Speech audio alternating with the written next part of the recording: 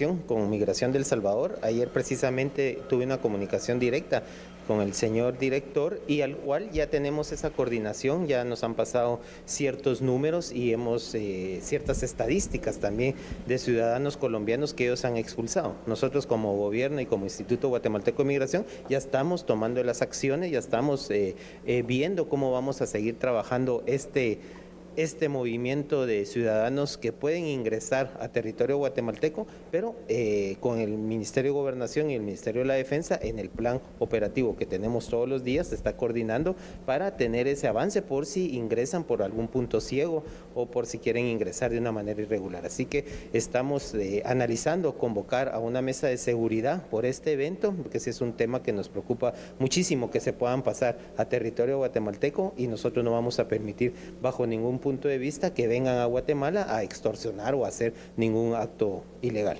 De enero al 23 de julio se impidió el ingreso de 795 personas de nacionalidad colombiana por diferentes motivos, siendo el incumplimiento de requisitos migratorios el principal motivo. Una problemática, los famosos prestamistas colombianos. Fernando, es una problemática que no es nueva en Guatemala, no es nueva en Centroamérica, no es ni siquiera nueva en Latinoamérica, ¿no? Este tipo de prestamistas. Empecemos por lo básico. Prestamistas colombianos. ¿Por qué prestamistas colombianos? ¿Todos son de Colombia?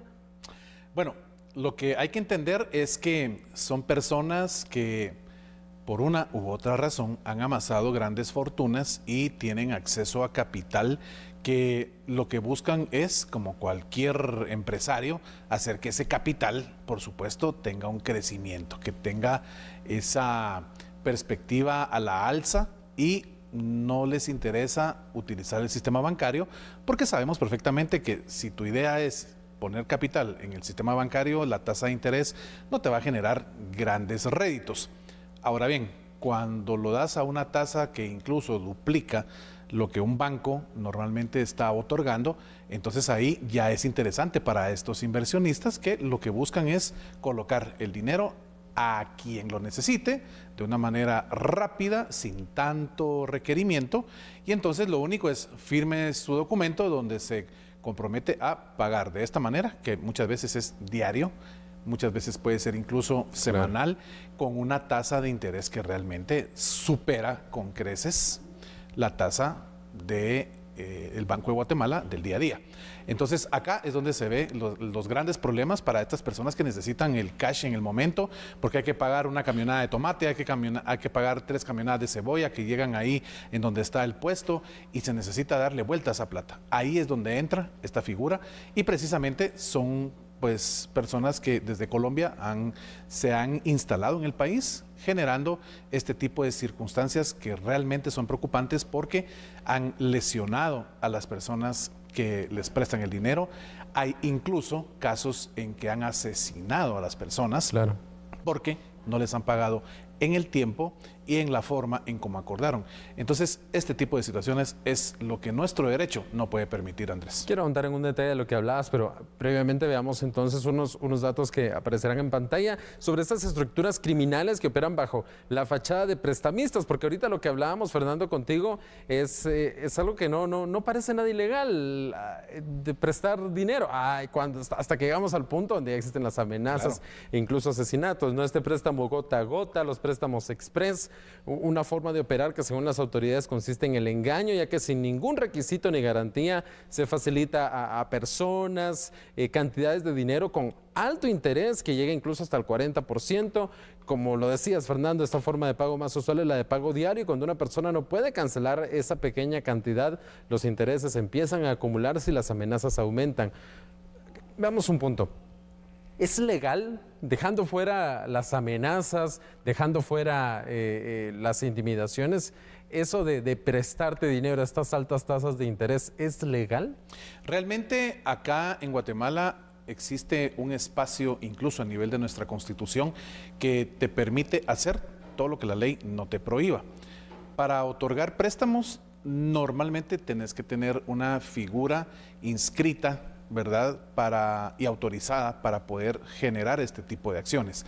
Al no tener esos procedimientos agotados, es decir, no sos una persona reconocida dentro de la banca nacional para poder otorgar esos préstamos, entonces no es que estés incurriendo en una ilegalidad, porque la ley es muy clara en el artículo 5 de la Constitución Política de la República en cuanto a que la libertad de acción pues, nos protege a todos.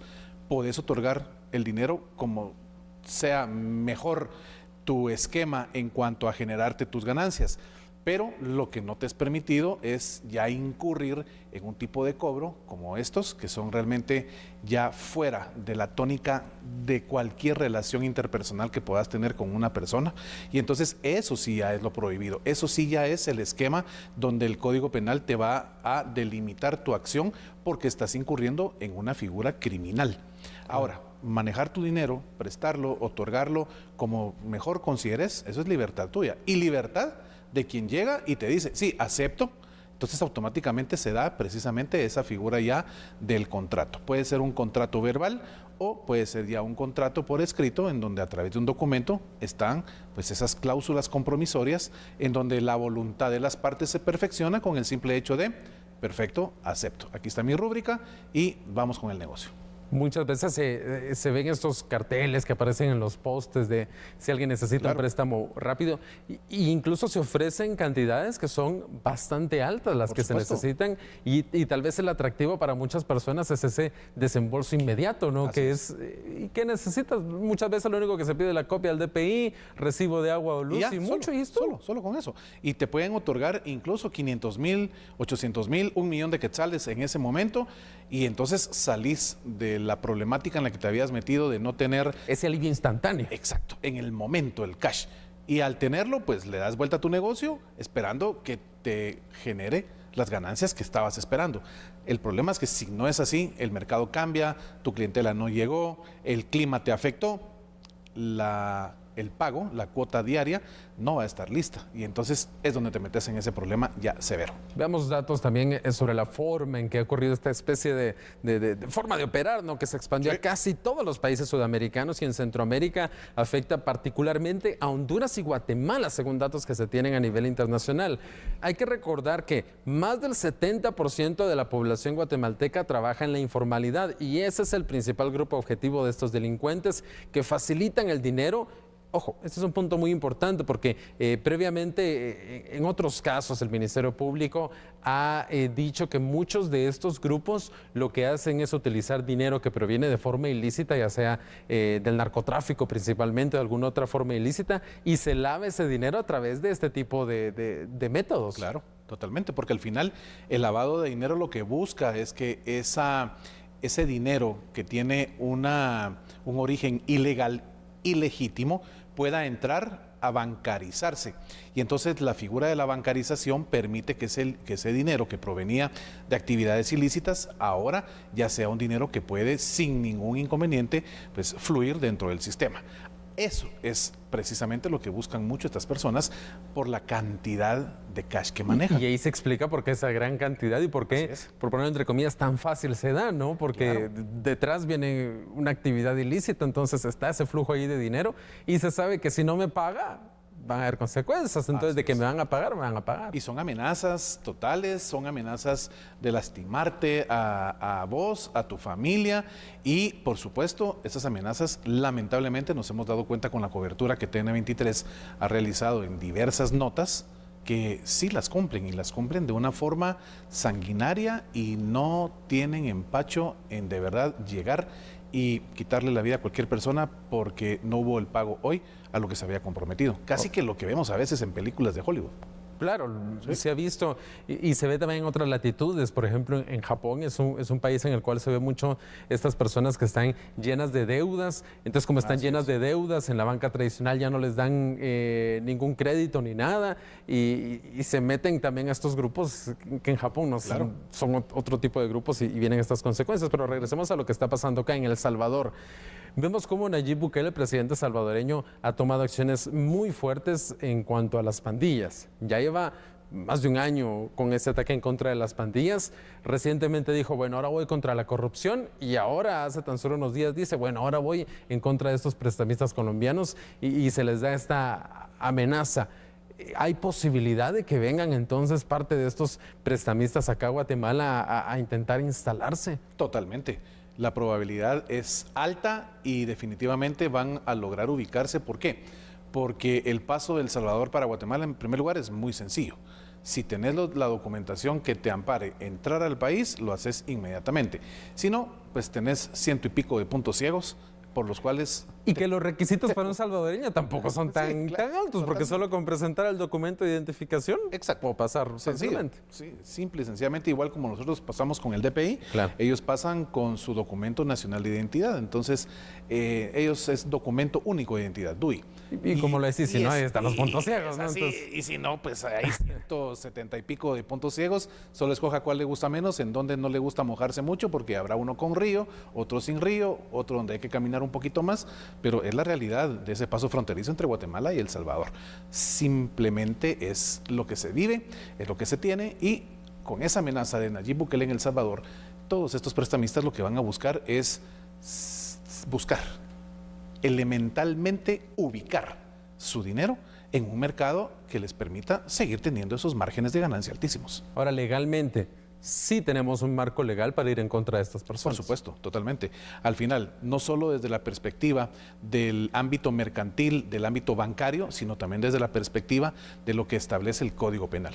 Cualquier acción delictiva que vaya en detrimento de los bienes de una persona, de su seguridad, y que exista engaño o ardid, es decir, una estafa, automáticamente allí es donde va a funcionar nuestro ordenamiento, pero necesitamos que exista una denuncia, necesitamos que se active realmente el sistema a través de lo que la persona afectada pueda llegar y explicarle, no solo al Ministerio Público, sino a la Policía Nacional Civil. De lo contrario, como no es un delito de acción pública, no va a existir entonces de oficio una investigación por parte de las instituciones a cargo de generar estos espacios. Cuando empezamos a hurgar en este tipo de temas, nos vamos a encontrar con diferentes problemas que tiene el país que terminan generando en esto. Y aquí viene la alta informalidad, que es como el principal medio, ¿va? Una persona que tiene un comercio informal que está generando ganancias, probablemente, pero va a la banca tradicional y obviamente no le van a dar un crédito tan alto porque no tiene ninguna forma legal de comprobar sus actividades comerciales que está haciendo. Y justo ahí es donde vienen estos prestamistas. Y se vuelve una trampa, porque así como está allí la invitación de saber que está el efectivo disponible, solo con que lleves una fotocopia de tu DPI y del recibo de agua, pues te hace caer precisamente en esa invitación que es una tentación para estas personas. El problema es que el pago es no solo en materia del dinero y de los intereses, sino lo que viene después, la falta de paz que te genera saber que tenés una deuda con esta gente que de verdad se mete a amenazarte de una manera muy, muy concreta y afectar entonces pues esa tranquilidad que manejas en tu negocio y con tu familia. Puede ser muy tentador, claro, pero finalmente las consecuencias pueden ser muy graves. Así es. Bueno, y tenemos mucha más información. Después de la pausa vamos a hablar sobre si es necesario tener una cárcel de máxima seguridad en Guatemala a raíz de las recientes situaciones que hemos visto dentro de los centros carcelarios en el país. Ya volvemos.